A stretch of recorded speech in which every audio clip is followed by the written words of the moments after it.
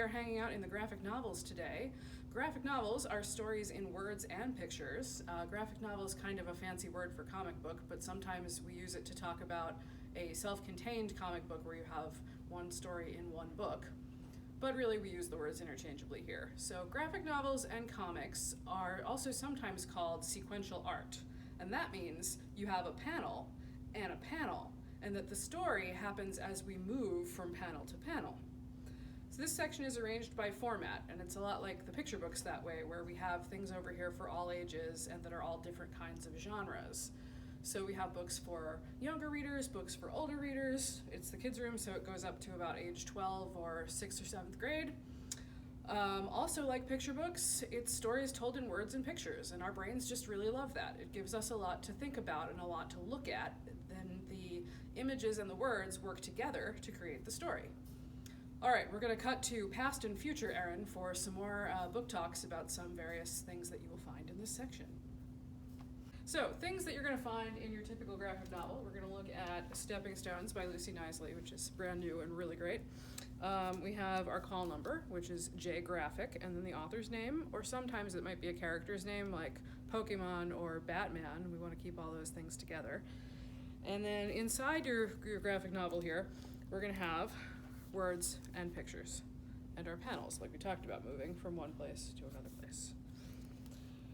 All right, so some things we like. This is one that I just think is absolutely great that just came out by Lucy Knisley. It's called Stepping Stones.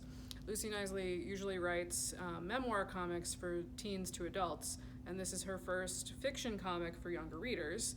And in it, the main character, her parents have recently gotten divorced, and she has moved from the city to the country with her mom and her new stepdad. And they're farming, and she is not used to farming at all. So she now has all of these chores, and she now has these two stepsisters, and they're not quite sure what to make of each other. So it's about siblings learning to get along in a lot of farm and farmers market kind of environments. My very favorite part of this comic that I have to share with you is the two older stepsisters are very afraid of snakes. But when they are hiking one day, they run into a snake, and they're very, very scared. And so they run away from the snake. But then on this other, just like one page of comic by itself, the littlest stepsister is not afraid. And so she sees the snake and she says, "Oh, hello, little snakey. You're just like the snake in my classroom. You're a garter snake, aren't you? Bye, little snakey." And then they're calling for her, "Reese, Reese!" And she runs off, and she's not scared at all. That was my favorite part of that comic. Other things that we have in this section, we have some familiar characters like superheroes. You may associate comics with always being about superheroes. Not the case, but there are plenty of comics about superheroes. So this is a new Captain Marvel comic. We have things that are a little more like a newspaper comic strip, like you might know Calvin and Hobbes or Peanuts. There's also Big Nate, which is very popular. Another popular friend, Dogman by Dave Pelkey. It is the comic that the main characters of Captain Underpants are drawing in that world. Some other familiar friends. We have a new Geronimo Stilton comic. This is different art than some of the other Geronimo Stilton comics you might be used to. Kind of the art reminds me of Dogman in this one, so that looks like that'll be a fun read. Some things that are known just for how beautiful they are. This is Tea Dragon Society. It's like a cozy fantasy. And in this world, these little cute dragons grow tea leaves and hang out with their humans, and it's very sweet. We have another fantasy series here, Amulet. This now has 8 volumes, but I think it's going to have 9 volumes, hopefully in the next year or so.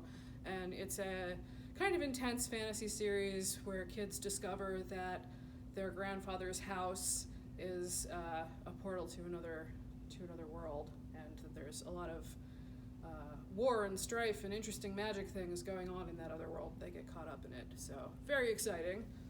Hello friends, Erin from the future here with a few more graphic novel recommendations. We love Lunch Lady so much she has her own sign. What if your lunch lady was secretly a superhero, and so behind the scenes while making cafeteria food, she also has crazy gadgets based on lunch serving implements and solves crime and fights against cyborg substitutes and leagues of librarians and video game villains and all kinds of things. We also really like this comic because it's by a local author, Jarrett J. Krasaska, and it's just a lot of fun, so I recommend it. Here's another recommended graphic novel. It's called This Was Our Pact, and it's by Ryan Andrews. It starts out with a bunch of kids on their bikes, which makes me think of Stranger Things a little bit, but then as the adventure continues, it gets more and more whimsical and fantastical as the two kids who continue on this adventure meet a lot of strange and interesting creatures. Kind of reminds me of a Miyazaki movie like Spirited Away or something. It also has this beautiful dark blue palette. So that's another really fun one, and I'm gonna cut back to Erin from the past, or maybe you already saw Erin from the past, with some more graphic novel recommendations. We've got some contemporary realism. This is Real Friends by Shannon Hale, a name you might know from Princess in Black in our previous video. Just some typical late elementary school, early middle school friend kind of drama that everyone goes through, that kind of thing. Zeta the Space Girl, really fun. That she and her friend find a magic button, and they push the button and they end up on a wild adventure through space, meeting all kinds of different aliens and a lot of daring escapes. Amelia Rules is another kind of slice of life comic of a kid growing up, playing with her friends, dealing with her family. Lots of fun. More Adventures in Space with Sanity and Tallulah. There are 2 books about these characters, and these 2 girls live on a space station, and they do science and get in a lot of trouble all the time, and so it's fun to follow their wacky adventures while they get in trouble with science and solve problems with science. We are all very fond of the Babysitters Club, which is a graphic novel reboot of the series of chapter books by Ann and Martin. Also a really good Netflix show. So there are 7 comics now, and there should be more at some point. So those are a lot of fun. Comics for our littlest readers include this Toon Book series. This one's called Luke on the Loose, and he is escaping from his parent and running away to chase pigeons. Some superhero origin stories. This is Aurora Before the Storm, and that describes how X-Men character Storm got her start. And in addition to fiction stories over here, we have some nonfiction graphic novels that just live at the very end of the shelf that way.